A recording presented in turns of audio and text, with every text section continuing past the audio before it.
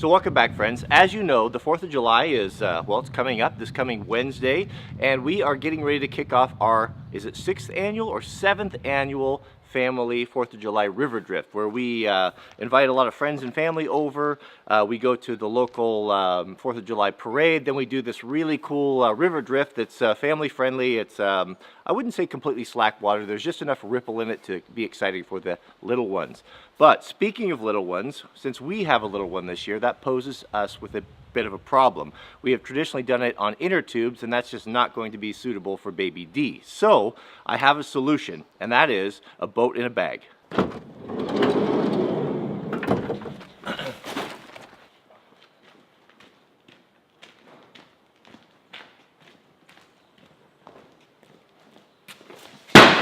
All right, let's take a look. So actually ordered these last winter, but winter came a little bit early and we were unable to really use it. So I haven't even opened this one. So let's take a look and see. But apparently, according to the manufacturer, you can load it up with, I think, close to 900 pounds. It's pretty extraordinary in this little package. Let's see what we got here. All right. Oh no! There was a mouse in there. Oh, and they dug a hole in it. Oh man, mice ruined everything. This is so disappointing. Look at that. Brand new. We have lost thousands of dollars worth of equipment from mice that have, I guess that's one of the problems with living in the country is the mice. I haven't even opened this, and I left it stored in the bag, and I never thought that they would get in there and eat a hole in the side of a brand new boat. Uh-oh, look at this. Oh, and there's babies in there too. Oh, it's a cruel world, isn't it? Well, all I can do is take him outside. Man. Well, we won't be drifting in this boat. Hopefully, that's a pretty big hole. It's about a full 1 inch there right in the side of the air chamber. Hopefully, maybe I can contact the manufacturer and see if there's a way to repair this. I'll bet there is. It did come with a patch kit, so we'll try that and see if there's a patch big enough to fix that and if it'll hold. But no problem, because we have a second one. I ordered two. Let's open it up. Hopefully it doesn't have a hole in the side of it.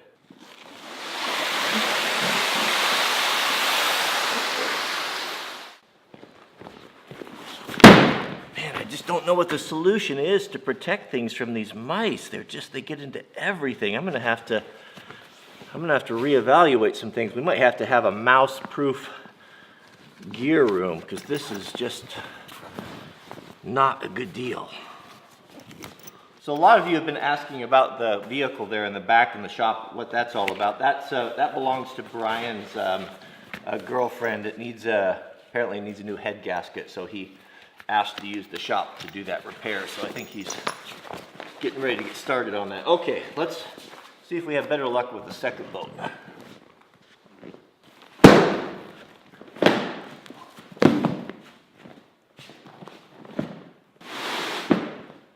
Okay, so you guessed it, it is a canoe, and these are really high quality. They have great reviews. The first time I saw one of these, actually, I believe was on Nut and Fancy's channel. He did a river run with one of these, and I thought, man, what a great solution that is, because I have had canoes in the past. We actually got one when Jack was little, because we were looking for something that we could take out and do together. It's hard to find activities to do with little kids sometimes.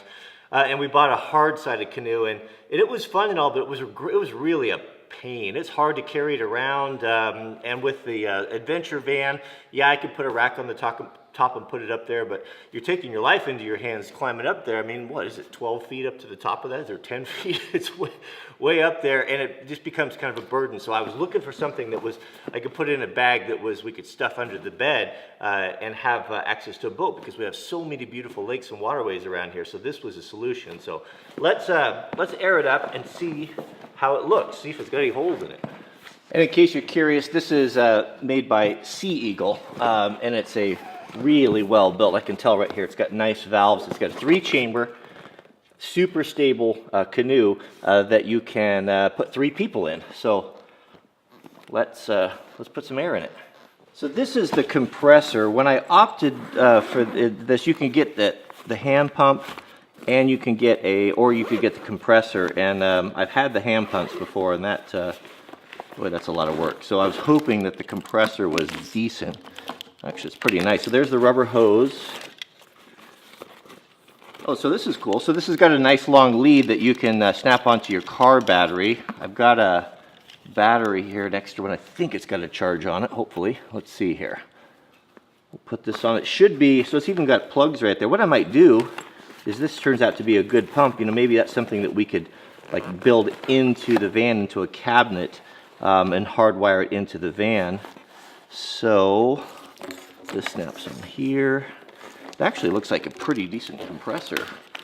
Rubber feet on it. Some of these are really chintzy, but the question is how quickly is it going to inflate?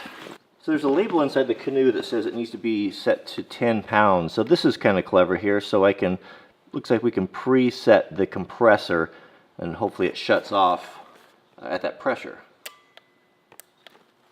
So either it doesn't work or the battery's dead. Let me check the battery. So indeed the battery was dead. We'll just hook it up here to the battery charger, and we'll give it, how about 10 amps? Now let's try it. Ooh, there we go, that thing really tears. So it seems to me we'll start with the bottom. These are safety valves, so if with the spring on there, you push in and turn to lock. I'm assuming, so we'll lock it on there. Will it take air when it's locked? Hopefully, some of these are nice because you can, when you pull out the hose, it won't won't let the air out.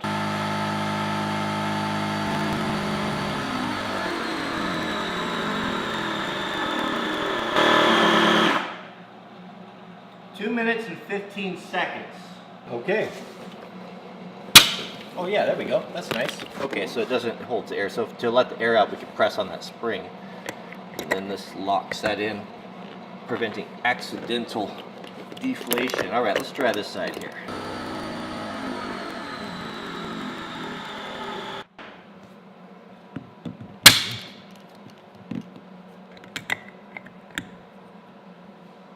So it came with these 3 seats that will inflate. We'll see how they go in.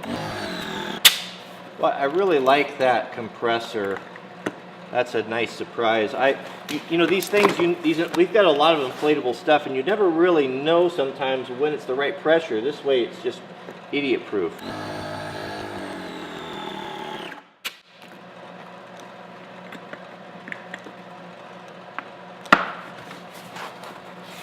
All right, here's the cushion.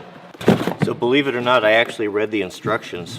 I know, there's a first for everything. And it looks like you take the cushion here, right? Place it where you want it. You want to sit on that strap there. That there, I guess that's going to provide a little bit of lateral support there for the hull as well. Snap these guys on here. So far, so good. You know, everything looks pretty well put together. Looks actually really nice. It's super rigid, which is kind of surprising for a canoe. Okay, so then you can, there we have a seat, fully adjustable with a back there. Let's see how it feels. Okay, so we can set this up for, there's 3 of these little seats, so we could set it up for 3 people. I've got it set up for 1. Of course, when you're a solo canoeist, you sit in the back, but that feels pretty good. The cushion's a little bit stiff. I might take a little bit of air out of there, but the back feels really good. Boy, it's super rigid. I mean, really rigid, like hard side rigid. So all in all, I'd have to say very impressed. It looks pretty well put together. We've got a hard plastic kind of bumpers there on the bow and the stern. This should be super stable as far as canoes go. It's essentially a stand-up paddleboard with 2 sides on it.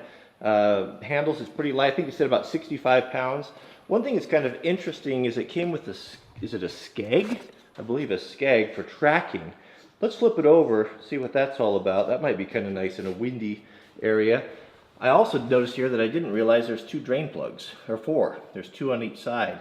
I thought they were maybe self-bailing deals, but I don't think so. I think it's this is the back of the canoe, and if it got rain in, you could open those probably outside. You probably wouldn't want those open while you're paddling away, but let's flip it over and check out the skeg deal. The problem with a lot of these inflatable deals is they're too squishy in the middle. They tend to fold with weight, but this is rigid. Did I 65? I think 65 pounds or so.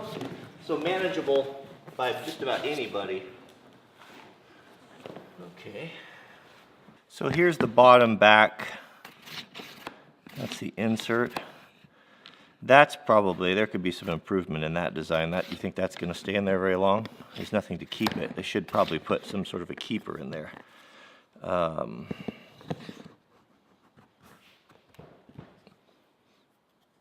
Oh, do you use this for the keeper? I don't think that, no, you wouldn't be able to use that in there, would you? Oh, it's tapered. It's got a tapered deal in there so it fits tight. Yeah, huh, I don't know. They should have a keeper in there for that. This is tethered. So you push the skeg in, and then we've got a wedge lock. Oh, it's got a snap on it too, so that won't come out. That's good, actually that's pretty good. This would be really nice. Last year, remember when Jack and I went fishing, we were in that little tiny raft that my dad got him. It was windy, it blew us all around, we were having a heck of a time. This would be really nice. This will help it to track straight, especially when you're paddling to troll. That's kind of cool. I didn't realize that it was gonna have that. I like that feature. That's pretty nice, and it's not a cheesy inflatable one. It's actually a real one. This here should have been retained though. So there's only one test, final test, and we have to see if it is Sweet Loaf approved. If it passes that test, I think it's going to be a win. So I'll do a little research on patching that. I'll do another video on it, see if I can get that thing fixed. I'm sure we'll figure something out. There's a lot of whitewater rafting companies around here. If I get stuck, they can probably help me. But we'll take it out of the water and try it out with the family and see how it works. But it looks really, really good so far. Mrs. W's in the background here. Oh man, I told everyone we had to check and see if it was going to be Sweet Loaf approved with her new life jacket on. Are you ready? Can you hold this open for me? Okay, here we go. Are you ready? You look a little... She looks a little stiff. You look a little stiff. I think Papa will probably be holding the baby there. What do you think? Is that going to work for you? Are you ready for some boating action? Are you? That looks a little bit, that's a lot of flotation in that thing. Maybe we'll take that off. How about we take that off? Watch your hand, watch your hand. Can you sit up? Let's try it again. Ready? Mama, you take her life jacket off. Oh, everything's falling apart. That's better. Who dresses you? Where do you get purple stripes? How is it? What do you think? It's pretty fabulous, huh?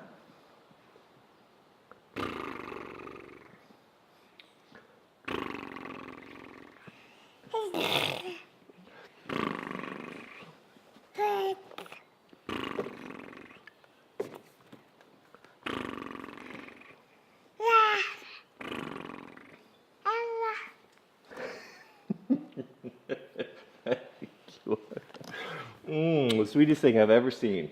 So far as I can tell, she likes it. All right, so we'll take you out when we go out on the river.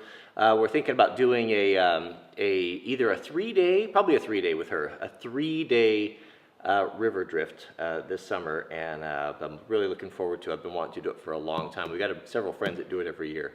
But we'll bring you on that trip as well. So thanks for watching. I'll get to work on the patch, see if we can get that resurrected, and we'll see you guys on the next video. Happy 4th of July.